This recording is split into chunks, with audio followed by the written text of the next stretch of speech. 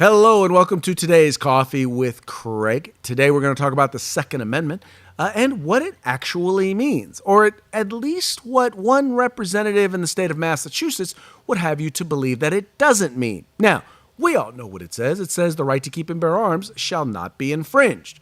Well, one particular representative, Representative Decker from the state of in the state of Massachusetts legislature, decided at a recent hearing to note that, well, no, the Second Amendment, it really doesn't matter because, the right to own a firearm is a privilege that we, the government, grant. Exactly what she said was this. It is a privilege that we allow individuals to hold on to something that causes harm and death, Decker said. It is a privilege to have a car license. It is a privilege to have a gun license. Now, note, in the state of Massachusetts, in order to own a gun, you have to get a license.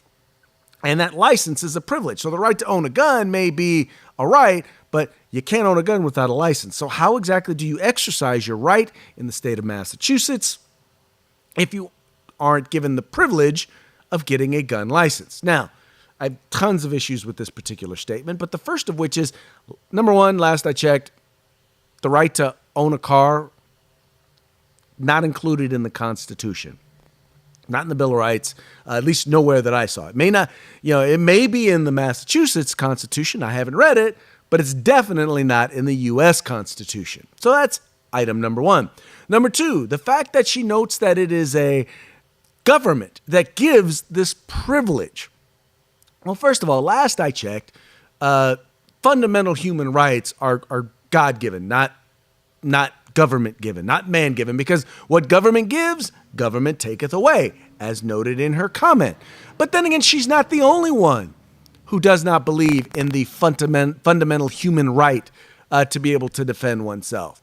She's not the only one who believes that the right to keep and bear arms is a privilege for the government to give and take. Here in California, we have Representative or Assemblyman Reggie Jones Sawyer, who's the chair of the Public Safety Committee in the California State Assembly. Here are his views on the Second Amendment and exactly what it means and the need to amend it. What was done over 200 years ago, we need to probably really look at it and have an honest discussion about updating it. So and most important, I've heard that the Second Amendment, you have a God-given right to have a gun. Well, the Second Amendment is not a Bible verse. I've read the Bible. I have not been able to find it. It is not a Bible verse. You're good. I want to talk about what you just said, updating the Second Amendment. I mean, to some, those are fighting words. And what are their fighting words? That we're going to take away your guns. We're not sending people in to take away a gun that makes sense for you to have in modern-day society. You don't need a lot of weapons because, the British aren't coming. They're not? No. The British and there's not going to be an alien invasion where you need all that firepower. All right, so there are just so many things wrong with what the Assemblyman has to say there. And, first and foremost, let's talk about this whole, Bible verse thing. First of all, let's talk about the arms that they had at the time. All right, the arms that they had at the time, the most prominent arms that they had was a sword. And what did the Bible have to say about the sword, which was the arm at the time? It said Luke 22:36. He that hath no sword, let him sell his garment and buy one. Now, maybe it's just me, but it sounds pretty much like what he's saying there is that if you don't have arms, you need to sell what you got in order to get them. So I don't know. That's to rebut issue number one from Assemblyman Reggie Jones Sawyer. But the other thing is that what I really think he's forgetting and not realizing is once again that fundamental human right to be able to defend yourself. And what Reggie Jones Sawyer would have you say is that the government is best to determine what arms are adequate for you to be able to defend yourself. What should represent a firearm? Now, mind you, this is an individual who voted to make a block of aluminum a firearm. Yes, he voted to make a block of aluminum a firearm. He voted to make a plate of sheet metal a firearm. This is an individual who's voted numerous times to prevent us from amending the not unsafe handgun roster, the roster here in the state of California, which has essentially banned any new semi-automatic handgun in the state of California. Why? Because they have to possess a technology that no manufacturer uses. We're talking about microstamping. So he's saying that it's okay to ban every firearm that doesn't include technology that, oh, by the way, doesn't exist.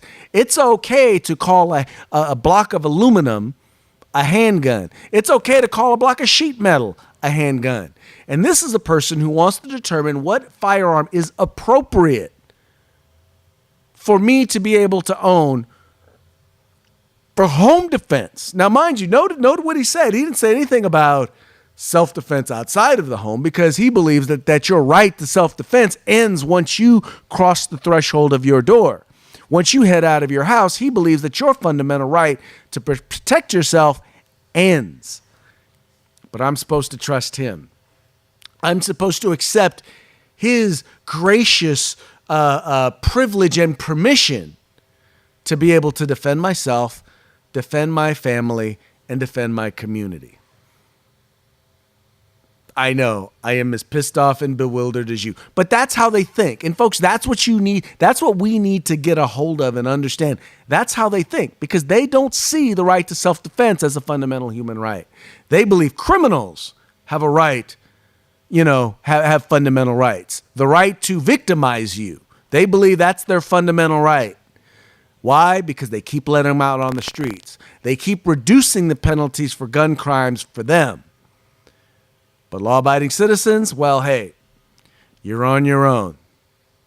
Thus saith the modern day left.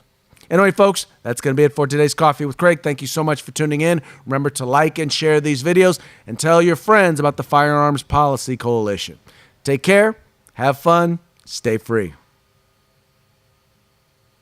If you like our videos, follow, subscribe, like, and share.